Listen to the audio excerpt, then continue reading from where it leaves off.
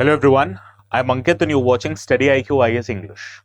In our today's video, we'll try to understand why Prime Minister Narendra Modi is on his official trip to Europe, especially at the time when he has requested Indians to avoid foreign trips at all cost. So let us understand the reason behind it. And the reason why we are covering this particular article is because Prime Minister Narendra Modi is headed to Norway, where he will attend the third India-Nordic summit.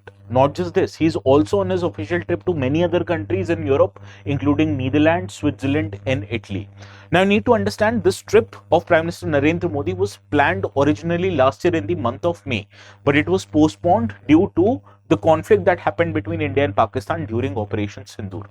Now, Prime Minister Narendra Modi's outreach to Europe can be seen as a part where India is trying to push its relations towards Europe at a time when US can't be completely relied upon. And that is why this visit of Prime Minister Narendra Modi to these important European nations can be seen in that way. Okay, now the notes which I will be using in our today's session, these are very important for your exams perspective, and that is why you can go to the Telegram channel called as ETS Live to download them. And while you're at it, please do not forget to subscribe to the channel also. Okay, so let us start our today's discussion by understanding why engagement with Europe is important as far as India is concerned. Now, right now, India's engagement with Europe, which you have seen, is increasing day by day. If you remember, this year only, in 2026, India signed a free trade agreement with European Union.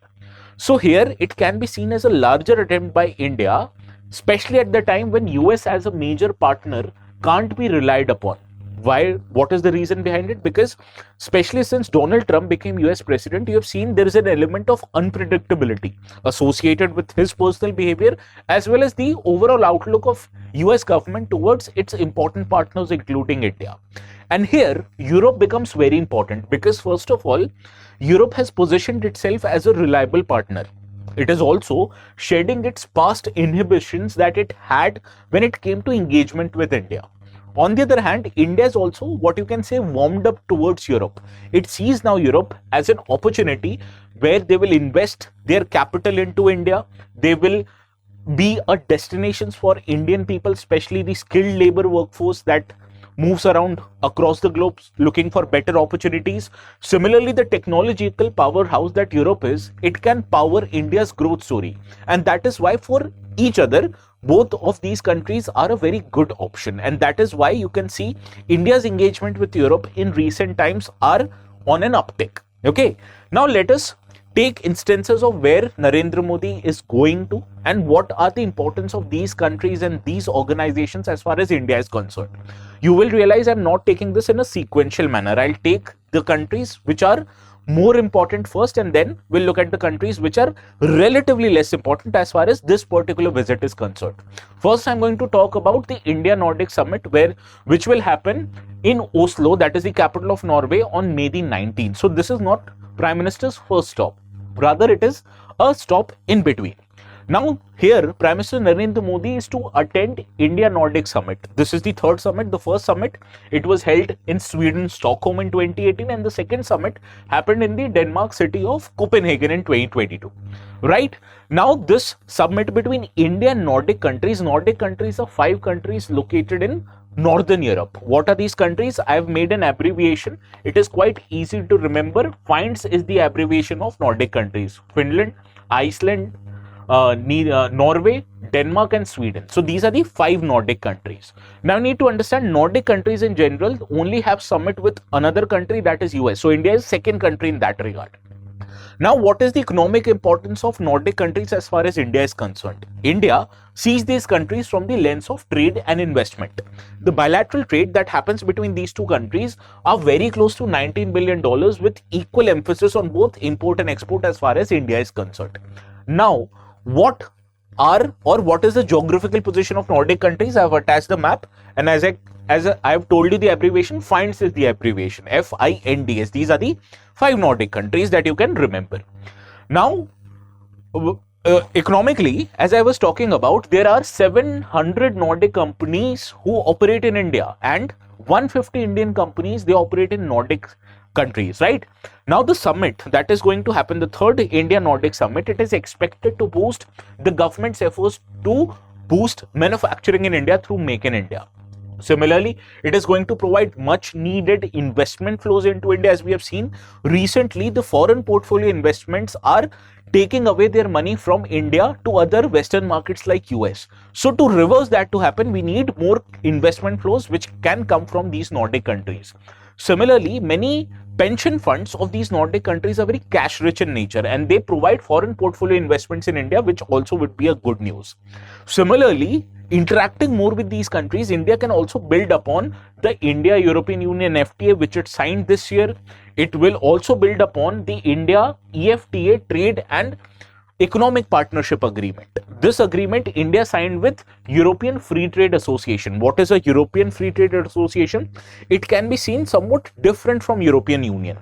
There are 4 countries in EFTA which are not the part of European Union. These are Iceland, Liechtenstein, Norway and Switzerland.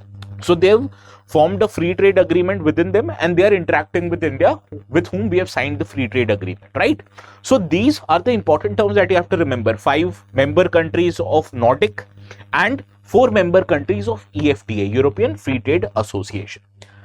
Similarly, each and every Nordic countries, the 5 of them, they specialize in something, and this is their strength. And from interacting with them, we can also build upon their strength. So, for example, Sweden is a world powerhouse in industrial innovation, and it is also known for its defense technologies. Similarly, Denmark, it plays an important role in the maritime domain and green technology. Green technology is very essential for India, especially with respect to its energy security. As we have seen, India, due to the Iran-US war, is facing an energy crunch. And to diversify away from the fossil fuel-based energy, we require more investments in green energy. And for that, we also need green technology, which countries like Denmark can provide us. Similarly, Norway is known for its blue economy as well as Arctic Circle. Finland is known for its digital technologies, and Iceland is a world powerhouse when it comes to harnessing of geothermal energy. What are the important geothermal energy sites in India? Do let me know in the comment section, right? Now, all these 5 Nordic countries, they are also part of Arctic Council. Arctic Council, a question has come in UPSC. Arctic Council is a council which consists of 8 member countries. All these 5 Nordic countries are a part of Arctic Council. In addition to 5 Nordic countries, there are Russia, US and Canada. So FINES plus RUC is the abbreviation that you need to remember for Arctic Council. As these Nordic countries are already in Arctic Council members, India can interact with them through summits, and it will be essential to establish a dedicated India-Nordic Arctic cooperation mechanism. Now, Arctic Circle and the waters in and around Arctic Circle becomes very important, especially due to global warming. These ice-rich areas have become navigable. So, in order to transport goods from these Arctic Circle and the waters around it, you need cooperation with Arctic Council members, and these 5 countries already are a part of Arctic Council. In addition to that, you have to understand geopolitically and geostrategic purposes also, Nordic countries can play a very important role. First of all, they are in support of India's effort to seek permanent membership as far as United Nations Security Council is concerned. And both of these entities, political entities, India and Nordic countries, they are very much in line when it comes to the geopolitical aspects of ensuring Indo-Pacific security, for providing stable governance and rules-based order, especially in the Arctic region. And this becomes very crucial because, first of all, the predictability of US as a global power is on an ebb, and at the same time, China is becoming more and more assertive. So when these countries informally make an alliance, they will be in a much better position to interact both with US as well as China. So this was why India's visit and India's participation in Nordic Summit becomes important. Now let us take a look at the Prime Minister's first stop, that will be in the city of Hague in Netherlands.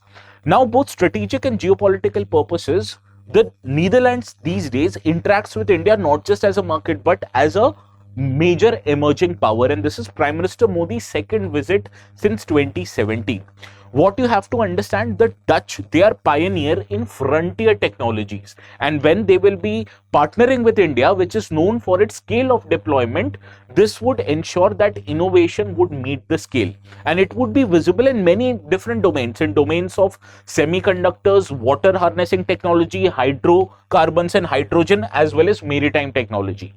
So what is the importance of Netherlands for India?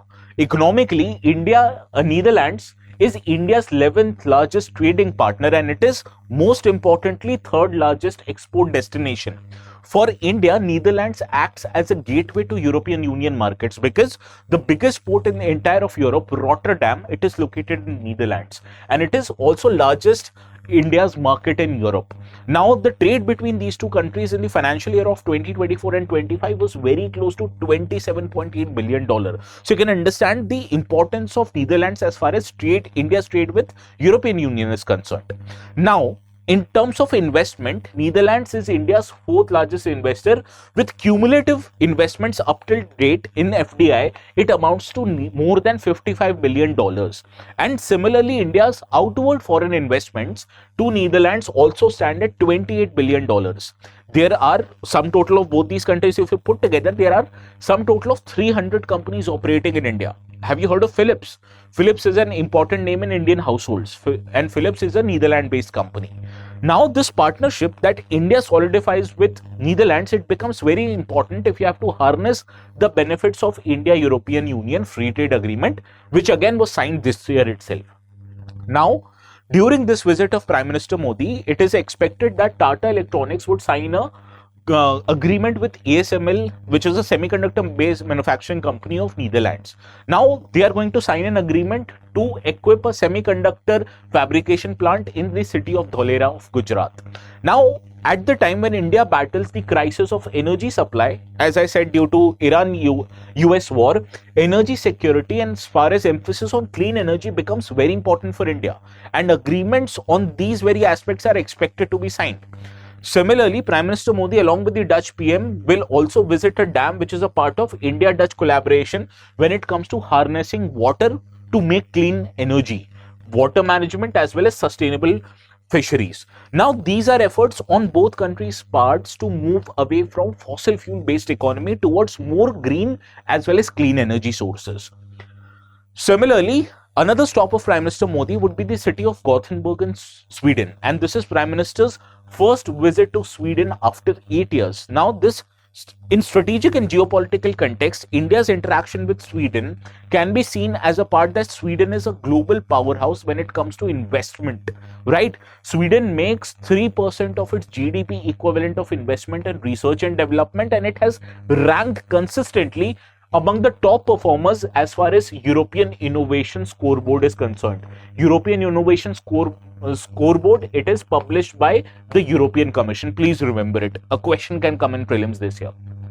Similarly, it has also taken one of the important and firmest positions in all of European countries when it comes to reducing their dependence on China as a whole. That is called as de-risking from China. So Sweden was one of the first countries in European Union who removed Chinese vendors from accessing to their telecom networks, and it also tightened research security norms so that China does not end up stealing all of them.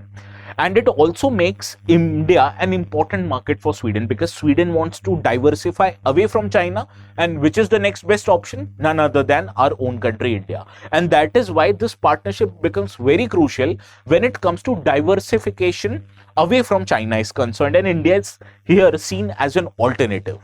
Now, Sweden globally positions itself as a major partner in Make in India. Why? Because trade, investment and European Union Free Trade Agreement can prove as a gateway, and the bilateral trade which currently exists at around $7.75 billion every year, it has a potential to increase further. Now, there are over 280 Swedish companies who are operating in India, and the two important domains where the cooperation between these two countries would happen is the domain of defense as well as critical minerals. Now, a Swedish company is known as Saab, right? Saab is known for making Gripen fighter jets. Saab, it is building its first manufacturing plant outside Sweden, and where it is making in India in the district of Jajjar in Haryana. And most importantly, it will be the first 100% FDI driven defense manufacturing project in India. So it is one of the better news when it comes to Indianization of defense in India, where a global important company is going to set up its manufacturing plant where? Entirely in India. Now, Sweden, it also hosts one of the Europe's largest critical mineral deposits, and these days we have relied on the fact that if we have to move forward with critical minerals, accessing critical minerals which are very essential for frontier technologies like defense, semiconductors, electric vehicles, electronics, every country want to have sovereignty in them in order to move away from China. So when it comes to technology, when it comes to innovation and clean industry, Sweden has expressed a very strong desire to collaborate with India in aspects like development of 6G technologies, artificial intelligence, quantum computing, life sciences. And Sweden, its importance can be seen from the fact that more than 80 Swedish companies, they participated in recently concluded AI Impact Summit, right? Now, let us talk about another country in this trip, that is Norway, where Prime Minister would arrive. First, he will attend the India-Nordic Summit, and then he will be on a bilateral visit to Norway itself. Now, this is Prime Minister Modi's first standalone bilateral visit, or for that matter, any Indian Prime Minister's first standalone bilateral visit to Norway in the last 43 years. And strategically, it can be seen that Norway is an important part when it comes to defense and maritime cooperation as far as India is concerned. Now, Indian shipyards, they account for about 11% of total order book that Norwegian shipbuilders associations have. And Norwegian tunneling technology, it provided much needed breakthrough when it came to Char Dham railway project that India is undertaking right now. So you can say in many of the frontier technologies, Nordic countries can play a very important role. What you have to understand additionally is that Norwegian's pension fund and sovereign fund are one of the world's largest. There is an important sovereign fund of Norway called as GPFG. It is world's largest sovereign wealth fund, and it has a corpus amounting to 2 trillion US dollars. Now they are investing close to $30 billion in Indian capital markets, and as I told you, Indian capital markets are currently witnessing outward flow of foreign portfolio investment. So to stem this from happening, we need more foreign investments from abroad, and who is in a pole position to provide that? Cash rich sovereign funds like the Norway's GPFG. Similarly, Norfund is another important cash fund of Norway, which provides active investments in India's renewable energy sector. Now, although bilateral trade, you can understand, is very low as compared to very nearly $1 billion between these two countries, but here India's service exports to Norway play a very important role, which amounts to more than 87% of the total bilateral trade. So you can see this bilateral trade, although very less, which exists between India and Norway, is tilted very much in favor of India's service exports to Norway. And we have a potential to build upon that. And the last, although I am sure it will be the most talked about stop of Prime Minister Narendra Modi, would be a bilateral visit to Rome, that is in Italy. And he is there on the invitation of Italian Prime Minister Mrs. Giorgia Meloni. Now, this visit of Prime Minister Narendra Modi affirms a very important strategic position and partnership that India is now building with Italy. This was not the case before, because India's bilateral interaction with Italy suffered a lot in the decades of 2010s. First of all, after the Italian Marines arrest, which happened in 2012, and later on accusations of corruption due to an Italian company known as Augusta Westland. Okay, so from that, India has now developed a very solid relationship with Italy, and one of the credit goes to the personal interaction between the prime ministers of both these countries. On India's hand, Prime Minister Narendra Modi, and on Italy's, it is Miss Giorgia Meloni, right? Now, when Prime Minister Meloni was on his first official visit to anywhere, it was in India, where she was the chief guest of the Raisina Dialogue. Similarly, she also participated in the G20 Leaders Summit, which happened in 2023 in India, in Delhi. She also let Italy join the India-Middle East Europe Economic Corridor and India Global Biofuels Alliance.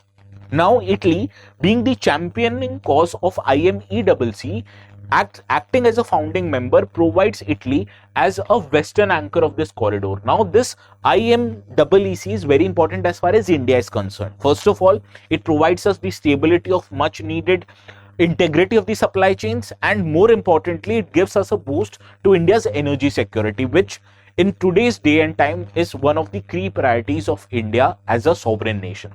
Right? And in addition to all of that, Italy remains part of many India-led alliances, be it International Solar Alliance, be it IORA, Indian Ocean Rim Association, CDRI, as well as India-Pacific Ocean Initiative. So all of these show that Italy going forward would be a very important partner as far as European nations is concerned, and we can steadily rely on Italy for economic reasons, for geopolitical as well as geostrategic reasons. All of this I'm enumerated here. Now, before we move forward with a two questions that can appear or have appeared in UPSC prelims, there's a very important announcement. Today is 15th of May, right? And it is the last day where you'd get discounts of over 50% in addition to offering double validity on all our courses. If you're really serious about your UPSC aspirations, you can consider taking admissions to P2F Foundation batches.